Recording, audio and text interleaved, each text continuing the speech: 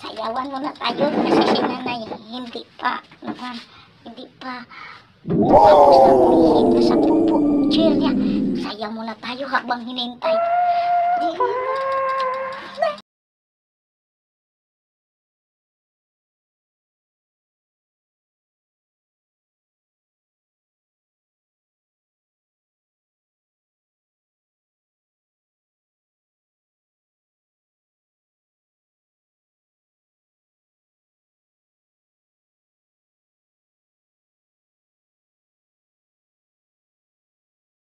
Ang aking malunggaw.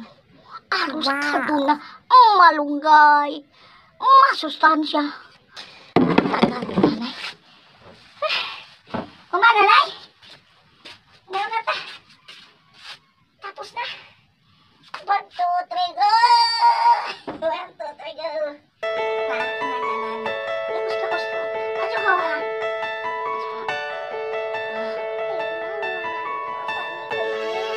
Dali pa, magkawa ka ng Panginoon. Kumain ka pala ng kunti. Saan ba eh? Ha? Mana? Wala. Papa ko manilo yung taon. Ako na kanigiluhan mo. Una. Namang snack na takay. Gamay naman eh mong gikalibang. Kunti lang yung pinain mo. Dali na. Yung natin ko tasan yan. Nagkaon naman tag-aros kaldo na malunggay. Gila ako, ginang pobre. Walang di bang ipakain. Ang nanay natin masakit. Aros kaldo lang. Aros kaldo. Ang ating pagkain ngayon ay aros kaldo na malunggay.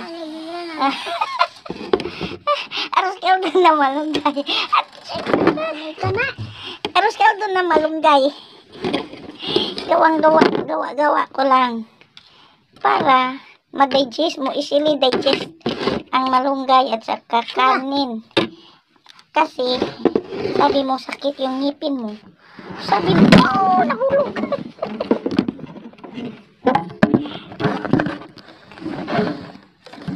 Sabi mo, nanay, masakit yung ngipin mo. Pasensya na palagi nag-orange na kay 10 dosina ang orange niya.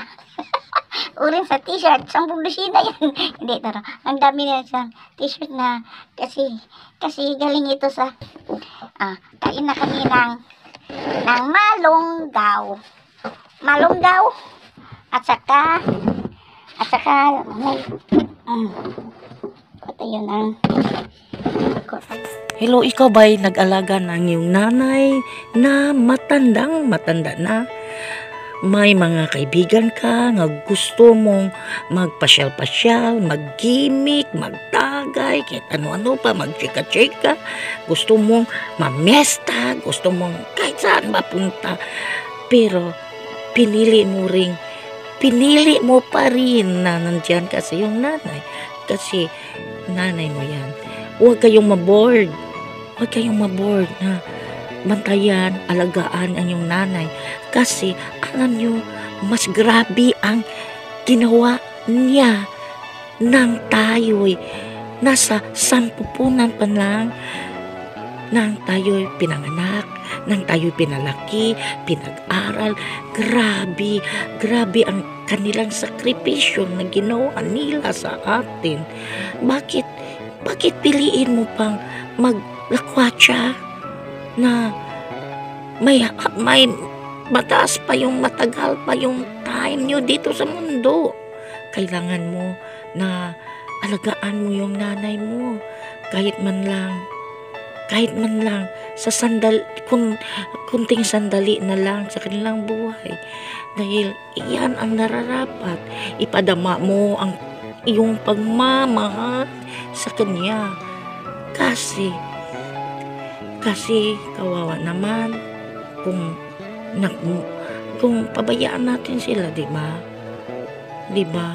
Kawawa. alam nyo, I choose to take good care of my mother. I choose to stay beside my mother whatever it takes. Kahit na minsan ako'y nalulungkot dahil yung mga friends ko nandun sa labas. Kahit na sa panahon na gusto ko talagang mag-enjoy.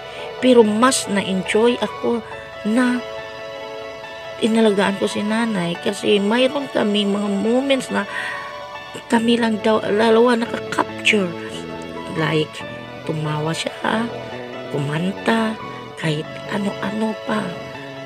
So you must enjoy your life, your moments with your mother, because we do not know that one day mamimiss mo na siya kasi hindi mo na sila makita. Alam nyo, that's the right thing to do. Sa mabuti kayong anak, alam ko, kung ikaw may hinanakit sa iyong nanay, sa iyong mga parents, this is the right time na kayo na, suklian mo na baliwala. Ano mo na yung, wala ko na yung ano mo sa naramdaman mo, naggalit na yan. Be happy with her. Thank you.